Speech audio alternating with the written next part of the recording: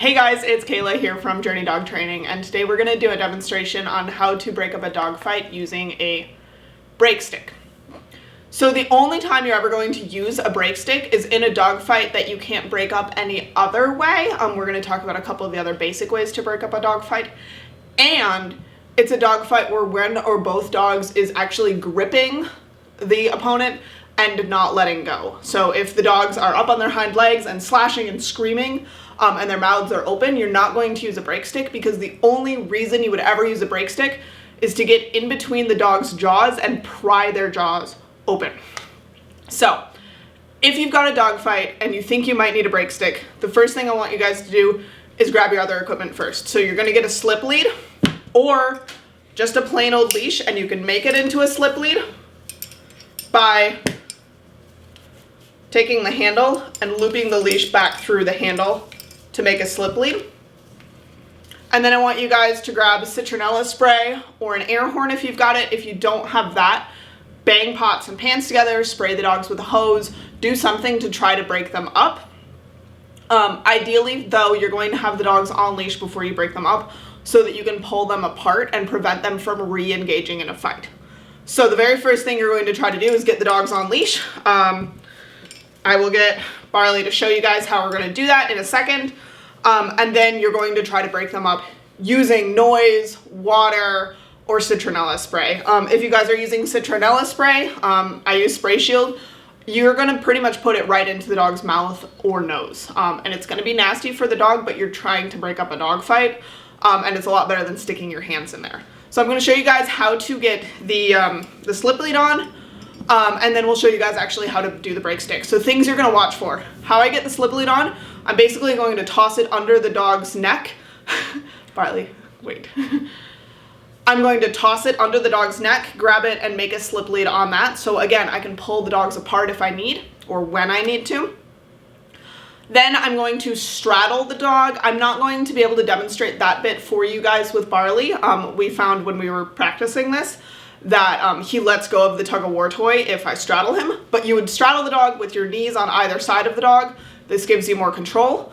Then you're going to grab the dog by the scruff of the neck and pull back. This exposes the teeth that you need to be able to see in order to do this. Then you take the break stick, insert it in between the teeth, in between the molars and the canines, so you guys will see, and you can check this on your own dogs if your dogs are comfortable with you touching their mouth. There's a big gap there. You're going to insert the break stick there and then twist. You do need to put quite a bit of oomph into this. Barley and Jason and I are going to demonstrate using a tug-of-war toy. You guys are going to see that we're probably going to struggle a little bit with this because Barley is playing and he might drop it at several times. If you guys were doing this in real life with an actual fight and the dog dropped it, that's why you've got him on leash. You're going to immediately pull up on the leash and pull away from you.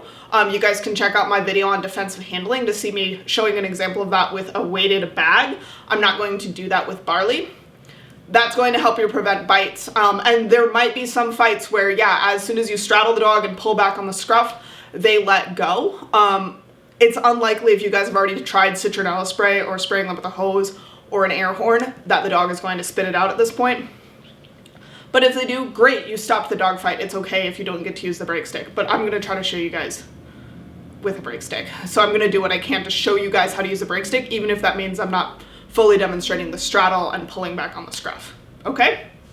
Great, so if this were a dog fight, the first thing I'm going to do, again, is I'm getting the leash.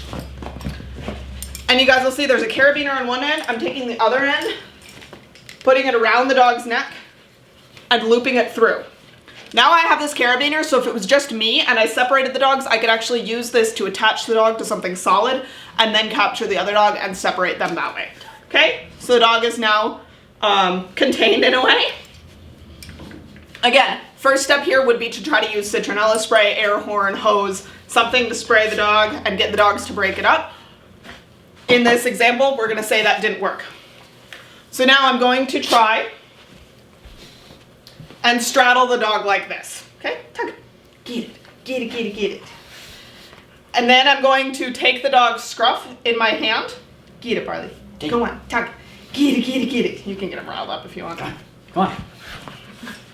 So Barley doesn't like tugging in between my legs, so I'm gonna show you guys as best I can with the break stick. without that aspect. As I said, I didn't think I was going to be able to get that done. So now what you would do is grab the dog by the scruff of the neck, again pretending I'm straddling the dog, and pull back so that you can see the teeth as needed. Okay? And then get it, tuck, take it. Good boy. So now what I'm going to do is actually insert the break stick behind the canines and twist. Twisting it towards me, that pried open the dog's jaws. Okay. And now we're gonna let Barley play a good game of tug of war as a reward for being a very patient demo dog with some very uncomfortable stuff. So that's how you guys use a break stick. Again, it's never your first line of defense. You're always, I mean, obviously first trying to prevent a dog fight. Then you're going to try to use other things like air horn, citronella spray. I really like citronella spray personally because if there are other dogs around, the citronella spray can be really directed.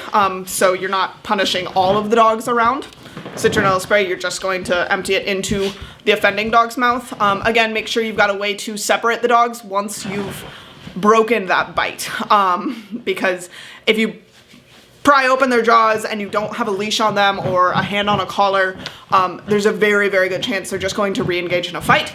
And if you just have your hand on the collar, the reason I really recommend using a slip lead is that dog is very easily going to turn back around and potentially bite you, versus with a collar. Again, check out my defensive handling video. You guys can pull that dog up and away from you and stiff arm it and basically do a collar hang, which I'd never recommend in any other circumstance, but it would be what I would do in this situation to avoid getting bitten by that dog. So there you go. Again, Kayla Fratt from Journey Dog Training. I'm a certified dog behavior consultant with years of experience working with aggressive dogs, both in the shelter and in private homes. You can find me online at journeydogtraining.com. Thanks. Bye.